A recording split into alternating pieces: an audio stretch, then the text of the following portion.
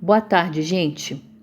Hoje nós vamos gravar a prova do Colégio Militar de Belém 2018, ok? Vamos lá.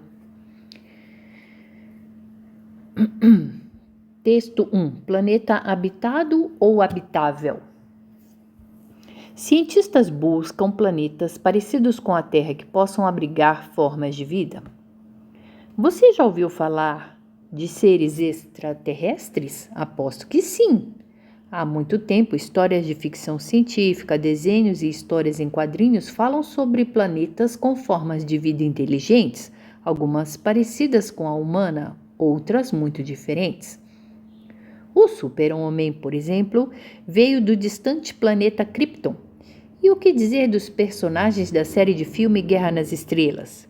Existem ainda histórias sobre seres vindos de planetas vizinhos da Terra, como os vários invasores marcianos verdes e sem rosto, ou criaturas de orelhas pontudas vindas de Vênus.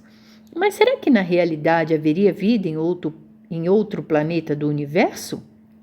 Essa é uma pergunta que os cientistas tentam responder há muito tempo. E, à medida que fazem novas descobertas, coisas que só existiam nos livros de ficção ou na cabeça de alguém podem ser confirmadas ou negadas. Ao longo do século passado, descobrimos que a superfície de Vênus é extremamente quente, incompatível com a vida.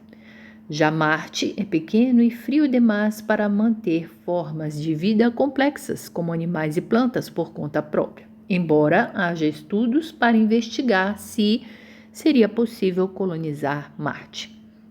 Se não temos vizinhos por perto, eles poderiam estar em planetas mais distantes, mas esses planetas realmente existem ou são apenas frutos da imaginação?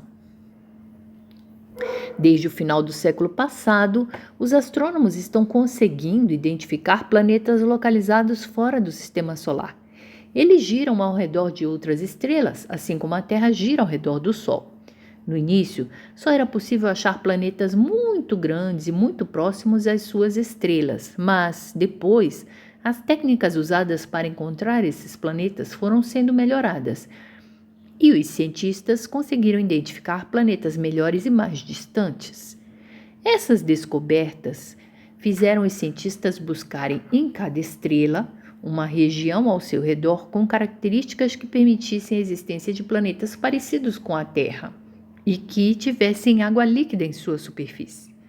A água é considerada uma condição básica para a vida. Portanto, esses seriam planetas habitáveis, ou seja, planetas com condições de serem habitados por alguma forma de vida. Mas isso significa apenas que esses planetas poderiam conter vida e não que realmente exista vida neles. Habitável não significa necessariamente habitado. Por enquanto, a Terra continua a ser o único planeta habitado que conhecemos. Então, esse é um texto do Departamento de Física, Instituto de Biociências, Universidade Federal do Rio de Janeiro, de Jaime Fernando Vilas Rocha. Vamos lá. Questão 1. Questão 1. Considere o fragmento do texto. Se não temos vizinhos por perto, eles poderiam estar em planetas mais distantes? Mas esses planetas realmente existem ou são apenas frutos da imaginação? Desde o final do século passado, os astrônomos estão conseguindo identificar planetas localizados fora do sistema solar. No trecho em destaque, a palavra em negrito e sublinhada faz referência ao termo. Então vamos lá, gente.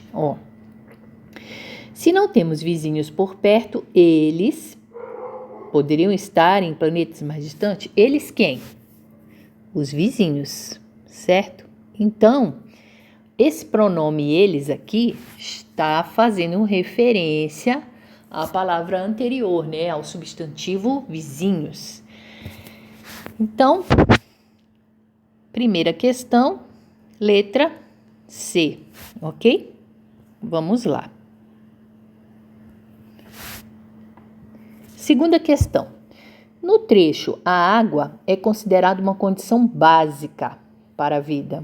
O vocábulo destacado pode ser substituído sem alteração de sentido pela palavra dispensável. A água é básica, então a água ela é necessária. Ela é fundamental, ok? Então vamos lá. Ela é dispensável? Não. Ela é dispensável? Não. A água é secundária? Não. A água é supérflua? Não. A água é prescindível? Prescindível é a mesma coisa que desnecessária. A água é desnecessária? Não.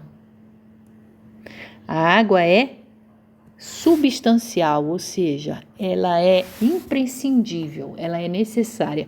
Segunda questão, letra E. Terceira questão. Com base na leitura de planeta habitado ou habitável, o objetivo principal do texto é alertar a população para a possibilidade da presença de vida alienígena na Terra? Discutir a veracidade das histórias de ficção, desenhos e histórias em quadrinhos? Apresentar a descoberta de planetas próximos à Terra, assim como planetas distantes? Mostrar os avanços científicos no âmbito da descoberta de novos planetas habitáveis? E expor a descoberta de planetas habitados por formas de vida inteligentes e humanas. Então vamos lá, gente, ó. Qual é o objetivo desse texto? Planeta habitado ou habitável?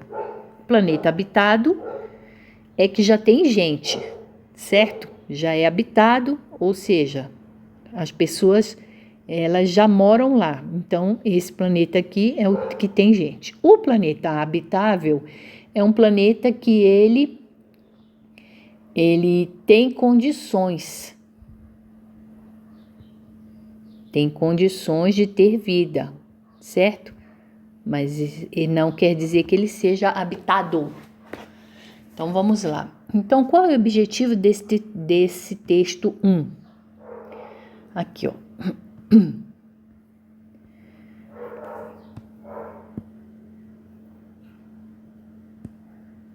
Aqui. No início, só era possível achar planetas muito grandes e muito próximos às estrelas, às suas estrelas. Mas depois, as técnicas usadas para encontrar esses planetas foram sendo melhoradas e os cientistas conseguiram identificar planetas menores e mais distantes. Essas descobertas fizeram os cientistas buscarem em cada estrela uma região ao seu redor com características que permitissem a existência de planetas parecidos com a Terra e que tivessem água líquida em sua superfície. A água é considerada uma condição básica para a vida. Portanto, esses planetas seriam habitáveis, ou seja, com condições de serem habitados por alguma forma de vida. Então, na pergunta 2, ele quer saber o seguinte, na 2 não, na 3, desculpa. Com base no planeta habitado ou habitável, o objetivo principal do texto é alertar a população para a possibilidade da presença de vida alienígena? Não, ele não falou que tem vida alienígena, né? Eles estão buscando um planeta que tenha as mesmas condições da Terra. Discutir a veracidade das histórias de ficção, o texto não veio discutir essa veracidade das histórias. Apresentar a descoberta de planetas próximos à Terra, assim como planetas distantes, qual é o objetivo do texto? Mostrar os avanços científicos. Para quê? No âmbito da descoberta de novos planetas habitáveis, certo? Porque eles estão querendo descobrir, a resposta está aqui, gente, ó. Aqui,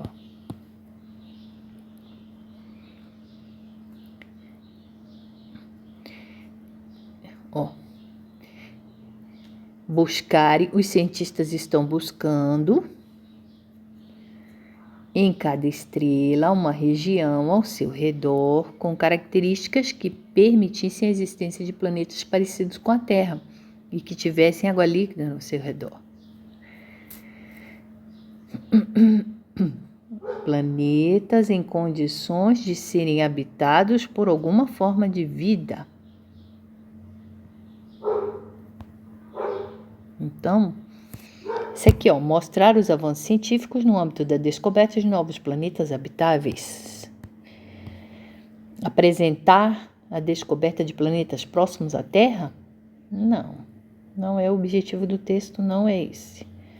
Expor a descoberta de planetas habitados por forma de vida inteligente? Não. Eles nem descobriram se tem forma de vida em algum lugar, fora o nosso planeta.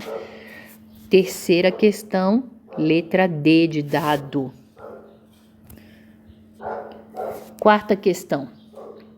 Ao afirmar no último parágrafo do texto 1 que habitável não significa necessariamente habitado, o autor diz que a ciência conseguiu comprovar o fato de que marcianos habitam o universo? Não é isso. Certos planetas apresentam ambiente ideal para algumas formas de vida? Sim, né? Eles estão buscando planetas que tenham características semelhantes à Terra, entre a distância da sua estrela, ou seja, a distância entre o Sol dele, se tem água líquida. Então é isso, né? Habitável não significa habitado. Vênus tem condições para se tornar um planeta colonizado no futuro? Não, eles disseram que Vênus, estava muito quente, né? Krypton é habitável? Krypton é só o planeta de brincadeira lá do super-homem. Uma atmosfera adequada é considerada a condição para a existência de vida? Eles falaram que a água, né? A água é a considerada essencial, certo? Então, quarta questão, a planeta habitável é planetas que parecem que tem um ambiente ideal para algumas formas de vida. Então, quarta questão, letra B de bola. Texto 2. Texto 2, lindo balão azul. Eu vivo sempre no mundo da lua, porque sou um cientista. O meu papo é futurista, é lunático. Eu vivo sempre no mundo da lua, tenho alma de artista, sou um gênio sonhador e romântico. Eu vivo sempre no mundo da lua, porque sou aventureiro desde o meu primeiro passo para o infinito. Eu vivo sempre no mundo da lua, porque sou inteligente. Se você quer vir com a gente, venha que será um barato.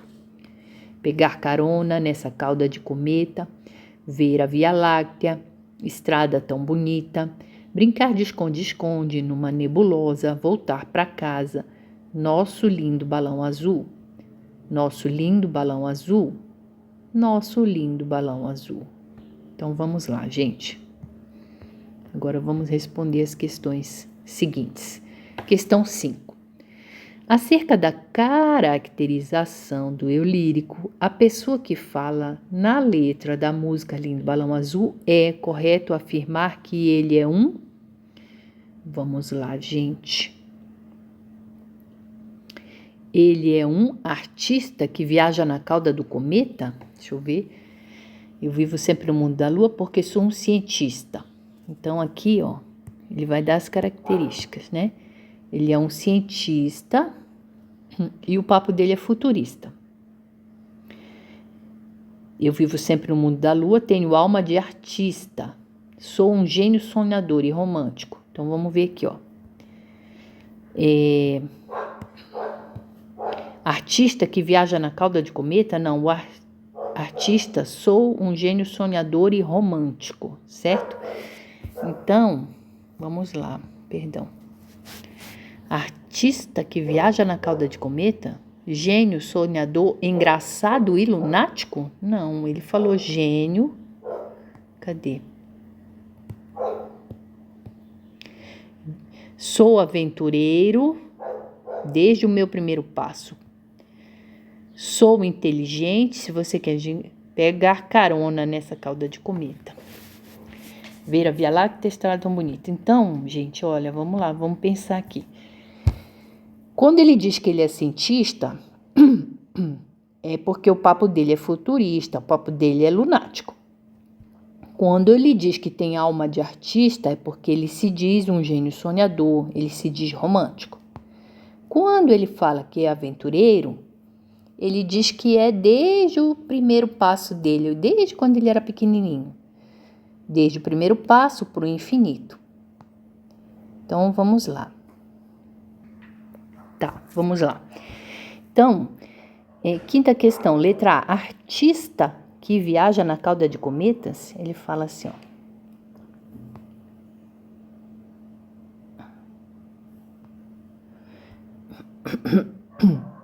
Eu vivo sempre no mundo da lua porque sou inteligente. Se você quer vir com a gente, venha que será um barato. Pegar carona nessa cauda de cometa. Então, ele vai andar com um monte de gente junto, né? Ele está convidando as pessoas. Porque ele diz assim, venha que será um barato. Ele é um viajante da lua que quer viajar sozinho? Não, essa questão aqui já está fora. Ele é um cientista do futuro que viaja num balão? Não, ele não fala que ele é um cientista do futuro. Ele diz que ele vive sempre no mundo da lua porque ele é um cientista. E o papo dele é futurista, mas não está falando que ele é um cientista do futuro. Então, a letra D já está fora. Então, ele está dizendo aqui, ele diz que vive sempre no mundo da lua porque ele é um cientista. O papo dele é futurista, o papo dele é lunático. E aí, eu tenho aqui, letra B de bola, que ele é um gênio sonhador, engraçado e lunático? Não, ele não é lunático. Ele disse que o papo dele é lunático, mas ele não é lunático. Aqui na letra A, ele diz assim: é correto afirmar que ele é um artista? Ele é um artista que viaja na cauda de cometas? Vamos ver? Olha, eu vivo sempre no mundo da lua porque sou um cientista. Tenho alma de artista. Ele tem alma de artista. Isso não quer dizer que ele é um artista. Então, ele não é um artista. Ele tem alma de artista. Então, vamos lá. Ele é correto afirmar que ele, o eu lírico, é um aventureiro que vive no mundo da lua. Eu vivo sempre no mundo da lua porque sou um cientista. Tenho alma de artista, porque sou aventureira. Ele está se definindo aqui realmente como aventureiro, né? Vivo sempre no mundo da lua porque sou inteligente. Então, aventureiro que vive no mundo da lua. Quinta questão, letra C de casa. Questão difícil essa, hein, gente? Quinta questão, letra C. Sexta questão. Indique a opção em que o uso da vírgula é adequado ao contexto em que ela foi empregada. Vamos lá, gente, vamos analisar quanto ao contexto da história lá do balão azul, certo? Letra A. Porque sou um cientista. O meu papo é futurista. É lunático. Certo, tá afirmando aqui, né, que ele é um cientista e o papo é futurista lunático. Tenho alma de artista. Sou um gênio sonhador e romântico. Tenho alma de artista. A gente não pode separar esse verbo aqui. Essa vírgula tá colocada errada aqui, certo? Tenho alma de artista. Sou um gênio sonhador e romântico, porque sou aventureiro desde o meu primeiro passo. Primeiro passo, ele falou assim, porque sou aventureiro desde o meu primeiro. Aí ele tem que dar uma pausa, passo para o infinito. Porque sou aventureiro desde o meu primeiro o quê? Não falou, porque tem a pausa da vírgula, tá errada essa vírgula aqui, Porque o certo é sem a vírgula, né? Sou aventureiro desde o meu primeiro passo, certo? Então, a letra B tá errada, a letra C tá errada. Essa vírgula aqui estão colocadas erradas. Se você quer vir com a gente, venha. aqui será um barato. Se você quer vir com a gente, venha, aqui será um barato. Aqui não cabe essa vírgula. Se você quer vir com a gente, certo? Tá errada a letra D também. Brincar de esconde-esconde. Olha, aqui eu não... É brincar de quê? Eu não posso separar esse brincar aqui com o tipo da brincadeira, né? Brincar de esconde-esconde. Esconde-esconde é uma característica do brincar. Eu não posso separar esse adjetivo aqui, esconde-esconde. Brincar de esconde-esconde numa nebulosa. Então, também está errada essa alternativa E aqui. Essa vírgula aqui não cabe. Então, sexta questão, letra A. Porque sou um cientista, o meu papo é futurista, é lunático. Sexta questão, letra A. Sétima questão. Aponte os versos da canção Lindo Balão Azul nos quais existe uma relação de sinonímia entre os vocábulos que os compõem, entre esse e o segundo. O que é sinonímia? São palavras parecidas, né? Mesmo sentido. Vamos ver? Eu vivo sempre no mundo da lua. Ver a Via Láctea. O que é a Via Láctea, né? É como se fosse uma estrada de luzes. Ó, Via Láctea, estrada tão bonita. Essa combina, né? Via Láctea com estrada. Brincar de esconde-esconde numa nebulosa. Nebulosa é sinônimo de brincar de esconde-esconde? Não. Pegar carona nessa cauda de cometa. Cauda de cometa é sinônimo de pegar carona? Desde o meu primeiro passo para o infinito, não tem sinonímia em nenhuma. Aqui que tem uma relação melhor aqui de sinonímia, é a letra B, né? Ver a Via Láctea, estrada, Via Láctea. O que é a Via Láctea? Uma estrada bonita, brilhosa. Sétima questão, B de bola. Texto 3. Crianças se apaixonam mais por ciência quando conhecem as dificuldades de cientistas famosos. Pesquisa publicada recentemente mostrou que jovens precisam entender que o avanço científico ao longo dos anos dependeu de muito esforço. Se você está se esforçando muito para atingir um objetivo que parece inalcançável, a última coisa que deseja ouvir é a história de alguém que conseguiu o que você busca com facilidade. É o mesmo que se gabar por ter subido no pódio de uma maratona para uma pessoa que está saindo do sedentarismo e ainda mal consegue correr uma quadra. Parece apenas uma atitude educada, mas não é. Um estudo publicado recentemente por pesquisadores patrocinados pela Fundação Nacional da Ciência dos Estados Unidos revelou que crianças que conhecem apenas o sucesso dos cientistas tendem a se interessar menos por ciência. Ou seja, em vez de comentar somente sobre o sucesso das pesquisas de nomes como Albert Einstein e Marie Curie, os professores precisam fazer com que os alunos conheçam as dificuldades pelas quais os cientistas passaram. Para chegar a essa conclusão, os pesquisadores estudaram o comportamento de 400 alunos do primeiro e segundo ano do ensino médio de escolas de bairros mais pobres de Nova York. Os estudantes foram divididos em 3 grupos. O primeiro grupo leria somente as conquistas de cientistas famosos. O segundo, sobre alguns problemas pessoais que estes profissionais enfrentaram, como a escolha de Einstein de se recusar a voltar à Alemanha quando Hitler assumiu o poder. E o terceiro grupo conheceria também os processos e dificuldades que os cientistas tiveram de superar no caminho de suas maiores descobertas.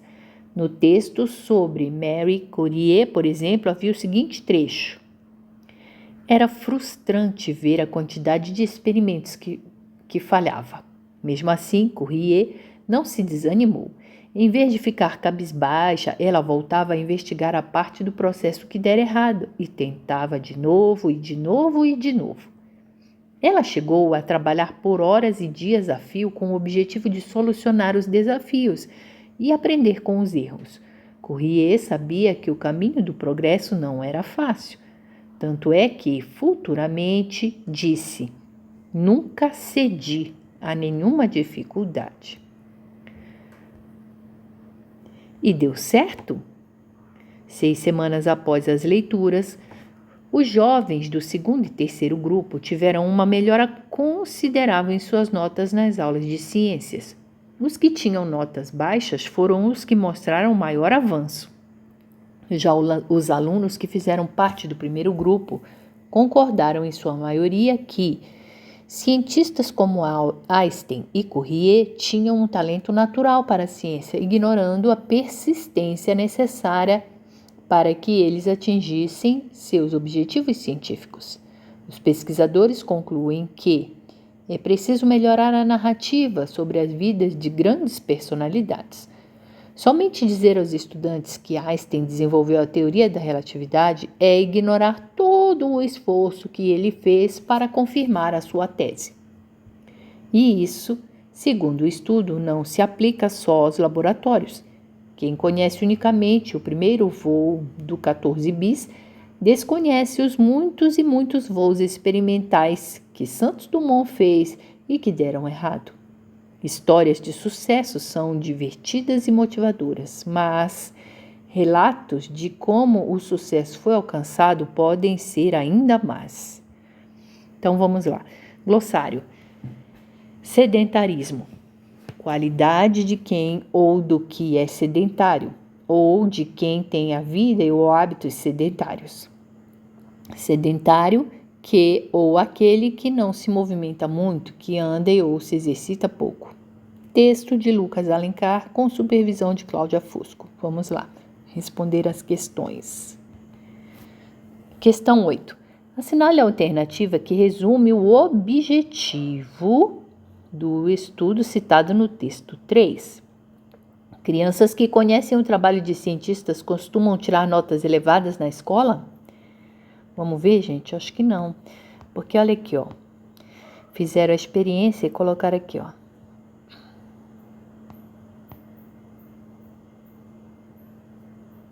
Aqui, ó. O primeiro grupo leria somente as conquistas. E aqui, ó. Os jovens do segundo e terceiro tiveram uma melhora considerável em suas notas. Já os alunos que fizeram parte do primeiro grupo, quer dizer, leram só os sucessos dos cientistas, né? Concordaram que cientistas como Einstein e Courrier tinham um talento natural para a ciência. Então, questão 8. Crianças que conhecem o trabalho de cientistas costumam tirar notas elevadas? O primeiro grupo conhecia o trabalho, tanto do Einstein quanto da cientista Marie Curie. E eles só conheciam o trabalho, o sucesso deles. E eles não tiraram notas elevadas por causa disso, certo? Então, a letra A. Só conhecer o trabalho não dá nota alta. Não melhora a nota da criança. Então, letra A está fora. O fracasso das experiências dos cientistas provoca nota baixa e desânimo nos alunos? Não. O fracasso das experiências dos cientistas, falou aqui, né? Inclusive tem a fala aqui de uma pessoa, inclusa no texto da outra, que diz que a Marie Curie, ela não desanimou, né? E ela fala aqui, nunca cedi a nenhuma dificuldade. Essa é a fala dela. Mas nesse trecho aqui, que o autor inseriu, o autor do texto 3 inseriu um pedaço de um outro autor. Então, vamos lá. Ela fala aqui, em vez de ficar cabisbaixa, eu voltava a investigar a parte que der errado e tentava de novo, e de novo, e de novo. E os alunos aqui, O fracasso da experiência do cientista provoca nota baixa? Não. Quando os alunos do grupo 2 e 3 estudavam além do objetivo alcançado pelos cientistas, eles estudavam que eles também fracassaram, mas que eles persistiram, e estudando as dificuldades pelas quais os cientistas passaram, os alunos do grupo 2 e do grupo 3, eles melhoraram as suas notas, né? Então, letra B, o fracasso das experiências dos cientistas provoca nota baixa e desânimo nos alunos? Não. Os erros e os acertos dos cientistas contribuem para maior interesse dos alunos por ciência? Certo, né? Foi o grupo 2 e 3 das pesquisas dos 400 alunos lá. Os erros também contribuíram para que os alunos se interessassem por ciência e aumentassem as suas notas, porque eles acreditaram que os cientistas eram persistentes também. Então, a letra C é boa, vamos ver o resto. D. Saber da vida pessoal dos cientistas dificulta a aprendizagem? Não, foi melhorada, né? Melhorou a aprendizagem. O talento dos cientistas influencia os alunos a seguirem essa profissão após o ensino médio? Não, né, gente? O talento dos cientistas não influencia os alunos. 8ª questão, letra C.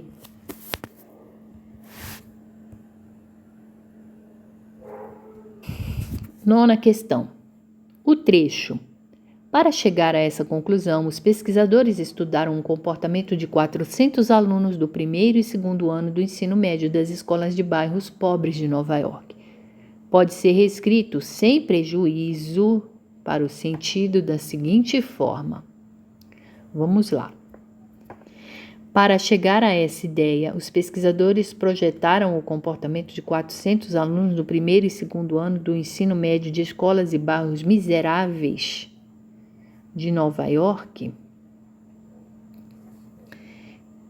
Para chegar a essa conclusão, que conclusão? Vamos voltar, gente?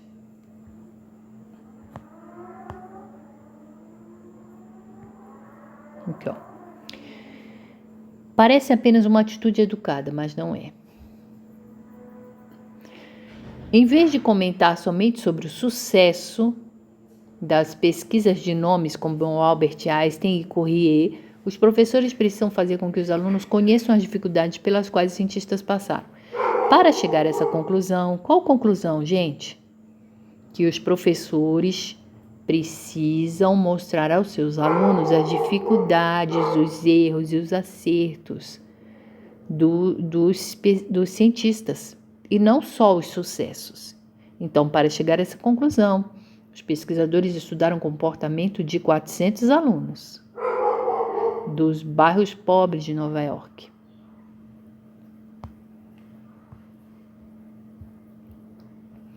Então, vamos lá. Para chegar a essa conclusão, que conclusão? Que os alunos precisam também saber das dificuldades, dos erros e dos acertos dos cientistas. Para chegar a essa conclusão, os pesquisadores estudaram o comportamento de 400 alunos do primeiro e segundo ano. Para chegar a essa ideia? Não, né? Não é ideia. Para chegar a um resultado, né? Para chegar a essa diretriz, os pesquisadores acompanharam o comportamento de 400 alunos do primeiro e segundo ano do ensino médio de escolas de bairros periféricos de Nova York. Nem falou que é bairro periférico, né, gente? Falou que é bairro pobre. Para chegar a essa hipótese, é uma pergunta? Não, não é hipótese. Para chegar a uma conclusão, para chegar a um resultado, não é hipótese. Para chegar a essa informação, os professores consultaram o comportamento de 400 alunos do primeiro e segundo médio nos bairros necessitados de Nova York? Também não. Para chegar a essa informação, para chegar a um resultado, para chegar a uma conclusão, para chegar a esse resultado, os pesquisadores observaram o comportamento de 400 alunos do primeiro e segundo ano do ensino médio das escolas de bairros carentes de Nova York. Então, essa aqui é a alternativa que não promove prejuízo no sentido. Então, nona questão, letra E. Vamos lá. 10ª questão. No texto 3, a utilização do recurso das aspas tem como finalidade... Onde que está as aspas?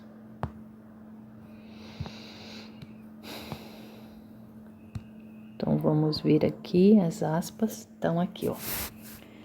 Era frustrante, tá aqui, ver a quantidade de experimentos que falhava. Mesmo assim, Courrier não desanimou. Em vez de ficar cabisbaixa, voltava a investigar a parte do processo que der errado e tentava de novo e de novo e de novo. Então, vamos lá.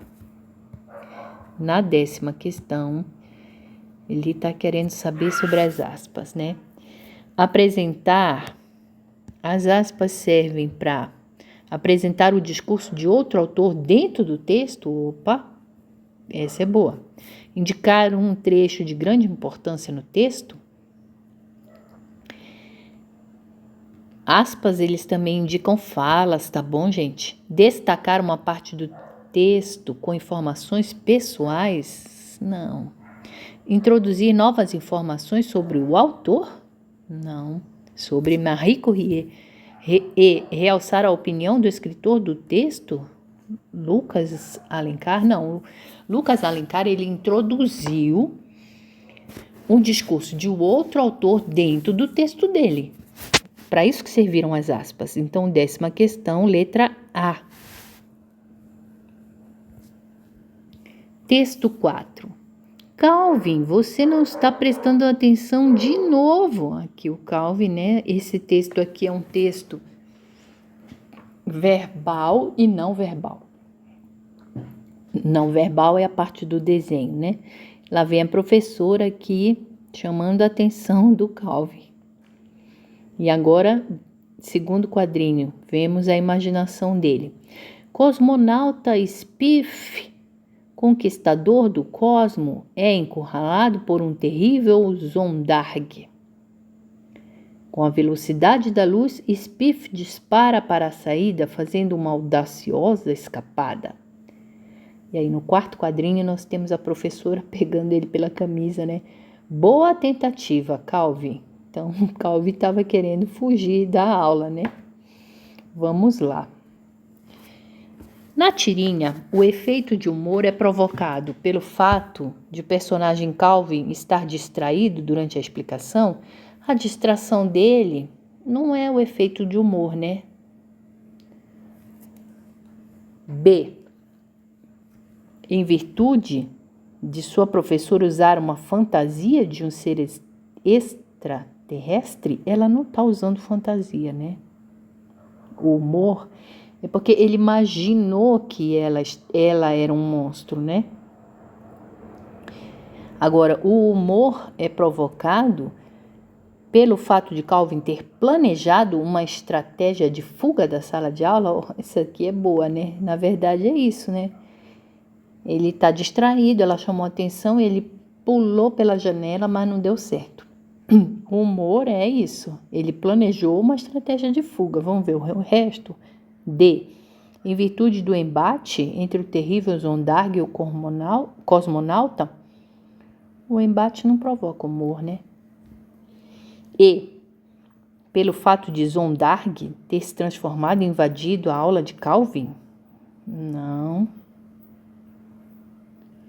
Então, 11ª questão, letra C. O humor é o fato de Calvin tentar fugir pela janela para escapar da aula de matemática, né?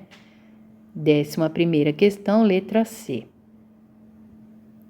12ª questão. No terceiro quadrinho, as palavras audaciosa, escapada, podem ser substituídas sem prejuízo de sentido, respectivamente, pelos termos audaciosa, valente entrada, arriscada fuga, temerosa saída. Audaciosa é arriscada. Arrojada também é. Sagaz queda, não. Então aqui, ó, audaciosa, arriscada.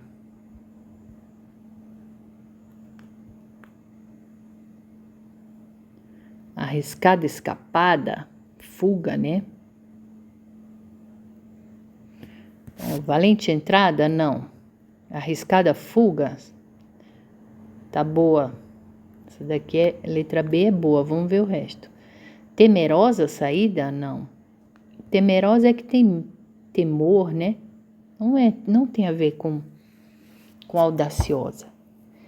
Arrojada ela é sinônimo de audaciosa, né? Mas escapada não é a mesma coisa que aterrissagem. Sagaz, queda, não. 12ª, letra B de bola. Arriscada, fuga. 13ª. No último quadrinho, a fala da professora em relação ao personagem Calvin demonstra, vamos ver? Aqui, ó.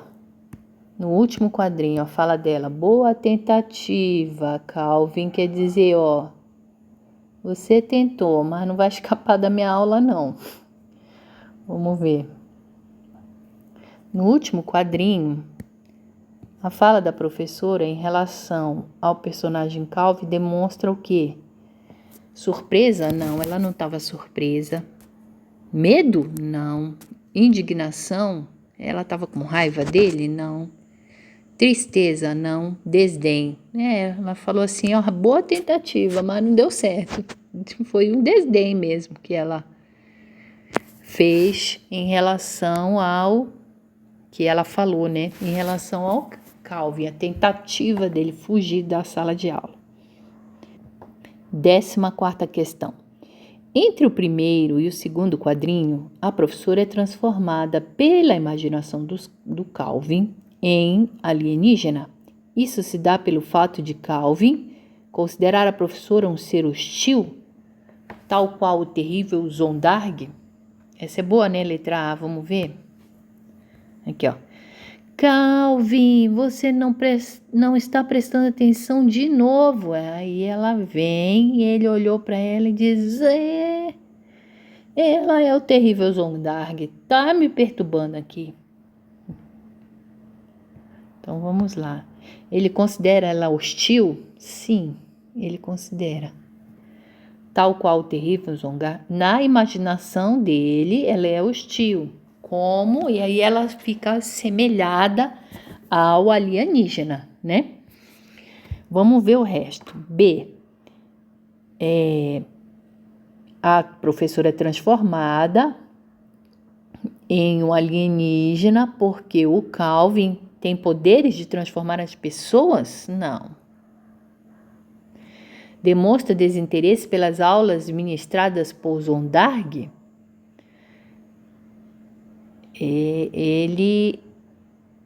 As aulas não são ministradas por Zondarg, né? E ele estava desinteressado da aula. Agora aqui, ó, a professora é transformada em alienígena pelo fato de Calvin ser um super-herói? Não. E a professora um monstro? Não. E o fato de Calvin ser avesso à aula de matemática ministrada pela professora alienígena? Não. 14ª é a letra A. Considera a professora hostil, assemelhada a um alienígena, que ele chamou de Zondarg. 14ª questão, letra A. Texto 5. Enquanto isso, em um dia qualquer do século 25, olha que curioso, um dia em Vênus equivale a 244 dias terrestres. Essa não. Comprei umas coisas de uma loja nesse planeta. Garantiram que entregavam em 3 dias, certo? Então, o texto 5 é um texto também que tem a linguagem verbal e a não verbal. Vamos lá. Questão 15. Considere a afirmação a seguir e preencha as lacunas com palavras na ordem correta. No cartoon, texto 5, a palavra nesse refere-se ao planeta. Olha que curioso, um dia em Vênus equivale a 244 dias terrestres. Essa não. Comprei umas coisas de uma loja nesse planeta. Garantiram que entregavam em 3 dias. Então, ó, a palavra nesse refere-se a qual planeta?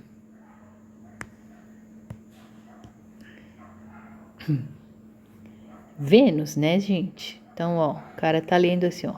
Olha que curioso, um dia em Vênus equivale a... Então, aqui é Vênus, certo?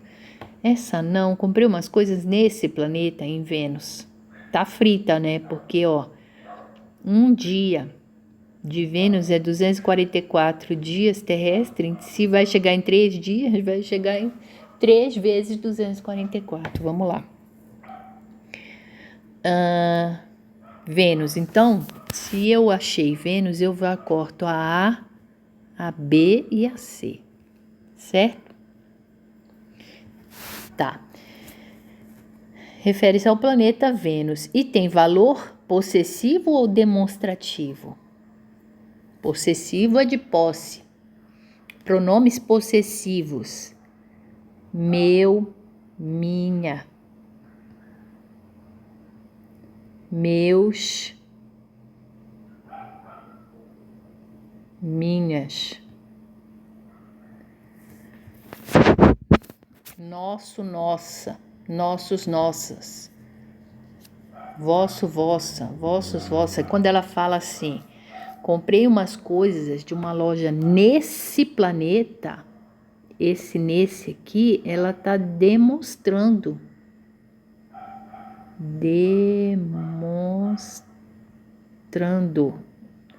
Olha, comprei nesse planeta, ela tá demonstrando. Então, 15ª questão, letra E, é demonstrativo e não possessivo, certo, gente? Letra E. 16ª questão, no cartoon, texto 5, percebe-se o aparecimento da expressão um dia. Aqui, ó, um dia em 2 momentos distintos. O primeiro, numa espécie de introdução para o diálogo entre os personagens, e o segundo, na fala de um dos protagonistas dentro do balão. Quanto ao uso dessa expressão, está correto afirmar que... Então, vamos lá ver um dia. Aqui, vou até mudar a cor aqui.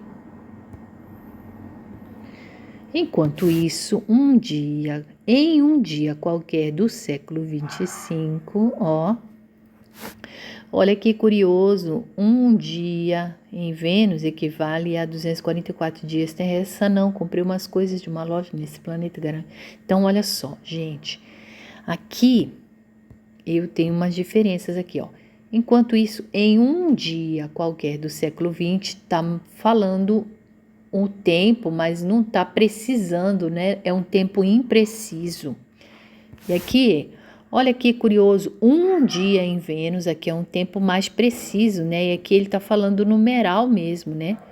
Um dia, numeral, certo? Vamos lá.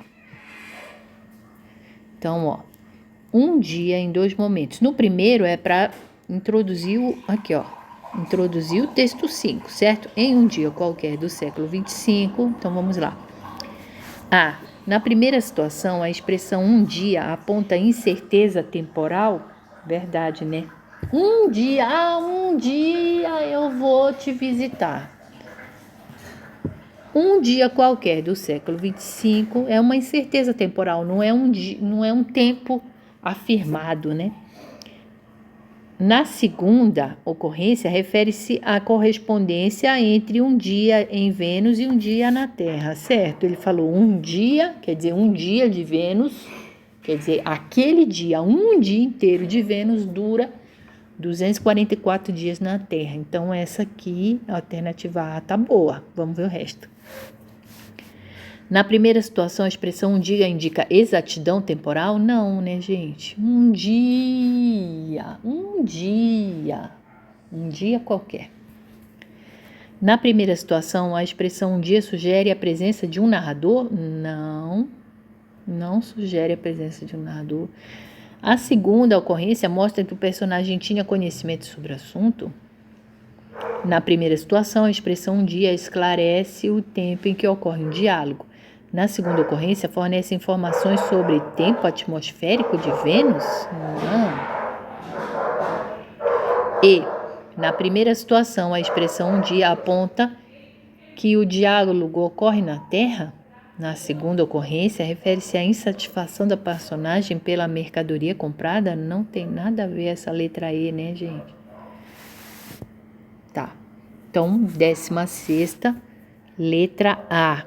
O primeiro, um dia, é uma incerteza temporal, certo? E o segundo é a expressão um dia, quer dizer, numeral, um dia na Terra. 16ª, letra A. 17ª, quanto ao efeito de sentido provocado pelo uso do sinal exclamação no texto 5, é correto afirmar que... Vamos lá, vamos ver o ponto de exclamação. Então, aqui, ó.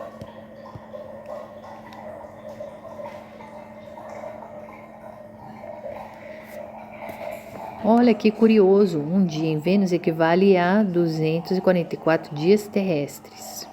Essa não. Comprei umas coisas de uma loja nesse planeta garantindo que entregavam em 3 dias. Vamos lá.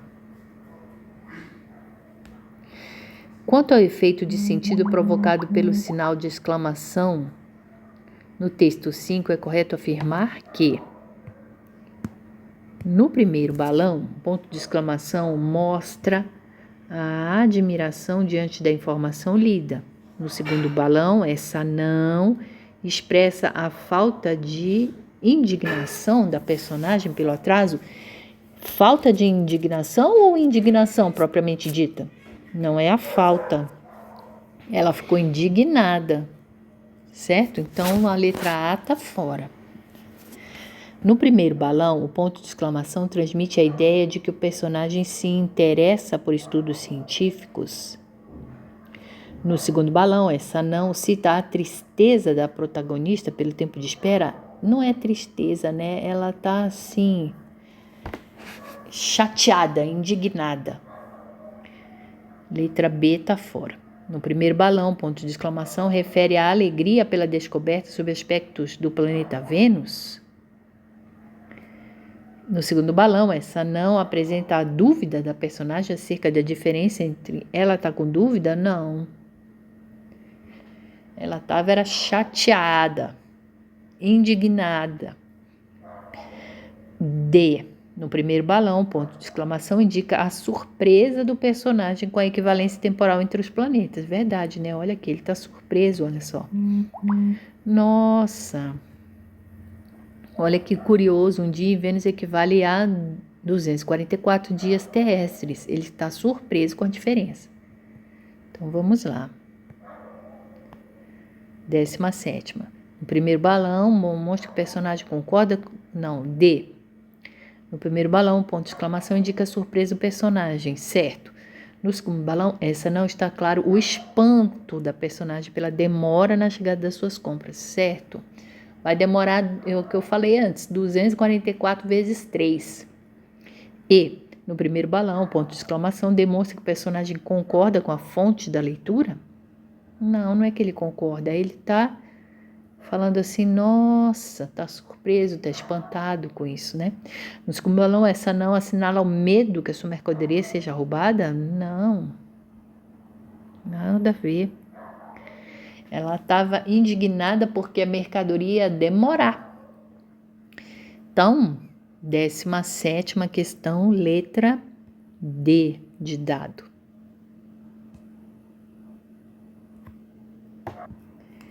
Texto 6º. Encontro de extremos. Foi uma viagem, entanto. Mercúrio percorreu rapidamente os quase 5 bilhões de quilômetros que o separavam de Plutão. Isso sem olhar para trás a uma velocidade de 180 mil quilômetros por hora. Eu disse 180 mil quilômetros por hora. E sem parar nem para fazer um xizinho.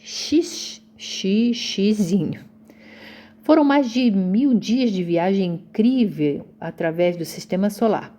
Ele levava na mala o que ainda era um mistério para os planetas, documentos secretíssimos falando de coisas estranhas e perigosas que estavam acontecendo no planeta Terra. Assim que entrou na órbita de Plutão, Mercúrio olhou para trás. Lá longe estava o Sol, já não lhe parecia aquele gigante em chamas que o impressionava. Mesmo assim, era a estrela mais brilhante que ele podia ver daquele ponto do universo. Você já deve ter percebido que esta é uma história de planetas. Para eles, as coisas se passam de uma maneira um pouco diferente do que para nós. Por exemplo, quando eu disse que a viagem de Mercúrio até Plutão foi rápida, quis dizer que foi rápida para um planeta. Mais de 1000 dias é um tempo grande para a gente, mas é pequeno para os planetas, pois eles podem viver bilhões de anos. Outra coisa diferente nessa história é que o que é mistério para os personagens, os planetas, pode não ser mistério para nós. É possível que você saiba quais são as coisas estranhas e perigosas que se passam na Terra. Entretanto, pode ser que não se lembre. Nesse caso, este conto há de refrescar sua memória. Mas voltemos a Mercúrio. Como você deve ter aprendido, trata-se de um planeta mais próximo do Sol. Por isso, os gases flamejantes quase encostam nele. Lá, a temperatura é tão alta durante o dia que, se houvesse chumbo em sua superfície, derreteria, formando rios e mares metálicos. Mas, para ser sincero, até que Mercúrio gosta desse calorzinho. Ainda mais que à noite, a temperatura cai para menos 170 graus Celsius e ele se congela. Nosso herói estava muito longe de casa, fazia frio e a temperatura próxima de zero absoluto, que é mais frio do que todos os frios, era insuportável. Para Mercúrio significava resfriado na certa. Acontece que o seu cargo de mensageiro dos planetas o obrigava a cumprir as mais perigosas missões, e não seria um simples resfriado que o impediria de cumprir mais essa. Além do mais, resfriado não é novidade por causa de seus dias muito compridos e da atmosfera muito rarefeita que não espalha bem o calor. Os dias de Mercúrio são quentíssimos e as noites friíssimas. Por isso, mesmo quando descansa em sua órbita, ele vive às voltas com febre, calafrios, narizes correndo, etc. Coisas que quem já teve gripe sabe como são. A gente quer brincar, nadar ou tomar sorvete e não pode. No caso de Mercúrio é ainda pior, porque ele tem alergia à poeira cósmica, o que sempre vira bronquite. Aí, só com inalação de vento solar.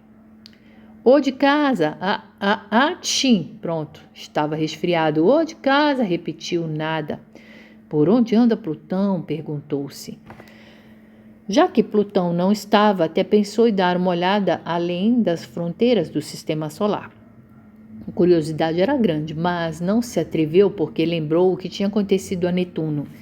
Se um planeta poderoso como Netuno fora tão terrivelmente afetado, o que aconteceria a ele, o pobre mensageiro dos planetas? De repente tudo escureceu. Alguém ou alguma coisa passou em frente ao Sol, provocando um eclipse total. Mercúrio entrou em pânico. Tinha que fugir rapidamente. Mas para onde? Não via nada. Súbito, um bafo gelado em seus ouvidos arrepiou-lhe todos os meridianos. Ei, rapaz! Aonde vai com tanta pressa? Cuidado! Vê se olha por onde anda. Mercúrio se virou e notou um fraco, mas ameaçador brilho esbranquiçado se aproximando. Era Plutão, que sorria horrivelmente, mostrando dentes pontiagudos de metano congelado. O mensageiro tremeu nas bases. Certo. O texto é Encontro de Extremos, de Marcelo Oliveira. Vamos lá às questões finais. 18ª questão. Os textos quinto do cartoon e sexto encontro de extremos apresentam pontos em comum. Portanto, é correto afirmar que ambos... Vamos voltar lá no texto 5, que eu não lembro mais. Ah, tá. O texto 5 fala aqui dessa família, né? Falando de Vênus. Vamos lá. Então, vamos lá, 18. Os textos 5 e 6 apresentam pontos em comum. Portanto, é correto afirmar que ambos tratam de situações do cotidiano, mostram a relativização do tempo. Verdade, né? Letra B é boa. Porque, no texto 5 eu tenho um dia de Vênus comparando com o dia do outro planeta. E aqui, encontro de extremos, ele falou que o planeta Mercúrio levou 1000 dias para chegar até Plutão.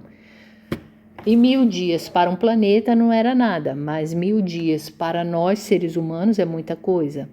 Então, realmente, o texto 5 e 6, eles estão falando de tempo, né? Contam histórias de alienígenas? Não. Tratam de situações do cotidiano? Não, não é situação do cotidiano. Relatam informações sobre Plutão? No texto 5 nem fala de Plutão. Narram o dia a dia de planetas? Não, porque o texto 5 está falando de 2 personagens lá que parecem os astronautas. Não é o dia a dia de planetas. O dia a dia de planetas é só o texto 6 e não o 5. Então, 18ª questão, letra B de bola. Vamos lá. 19ª. No texto 6, o narrador conta a história de um encontro entre planetas opostos, Mercúrio e Plutão. Com respeito a essa situação e tendo em vista as características e as ações desses personagens, é correto afirmar que Mercúrio era o mensageiro dos planetas e levava uma mensagem confidencial sobre si a Plutão? Não, não era sobre si.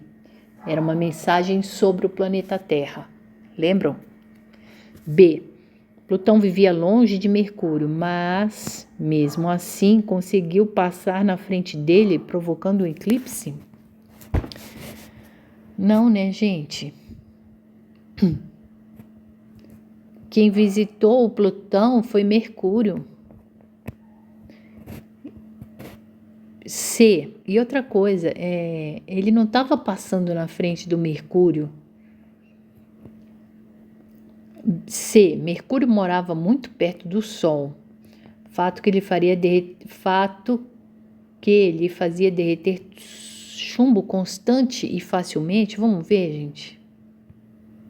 Aqui.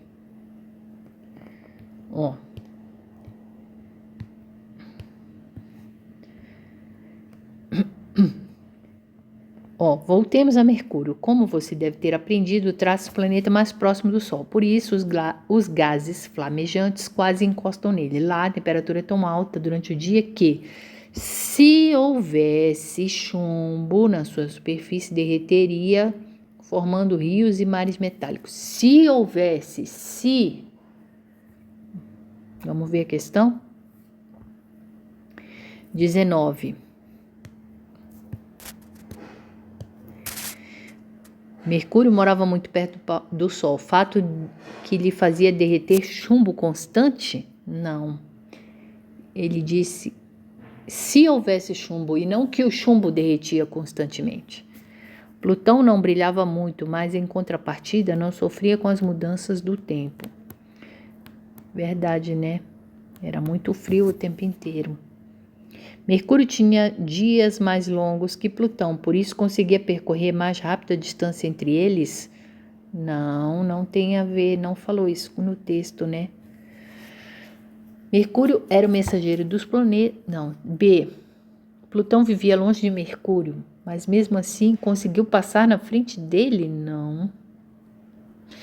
Então, gente, 19ª, letra D de dado. Plutão não brilhava muito, mas em contrapartida, não sofria mudanças com o tempo. Tá certo. 19D, 20ª questão.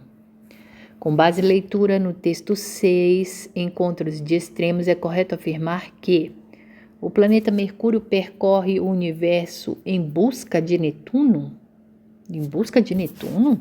Não, gente, em busca de Plutão. A temperatura em Mercúrio o incomoda por ser elevada? Não, ele disse que ele gostava do quente. C. Mercúrio aproveitou para olhar as fronteiras do sistema solar? Não, ele ficou com medo de atravessar as fronteiras do sistema solar porque Netuno se deu mal, certo? D. A variação de temperatura em Mercúrio provoca-lhe resfriados? Sim, ele está acostumado com isso, né? Os dias de Mercúrio são quentíssimos e à noite ele disse que ficava com menos 170 graus Celsius, que fazia ele ficar com muito frio. O resfriado impediu que Mercúrio prosseguisse? Não, ele foi gripado mesmo, resfriado mesmo. Então, 20ª questão, letra D de dado. Bom, gente, terminamos aqui, então, a prova do Colégio Militar de Belém 2018. E até a próxima prova. Fiquem com Deus.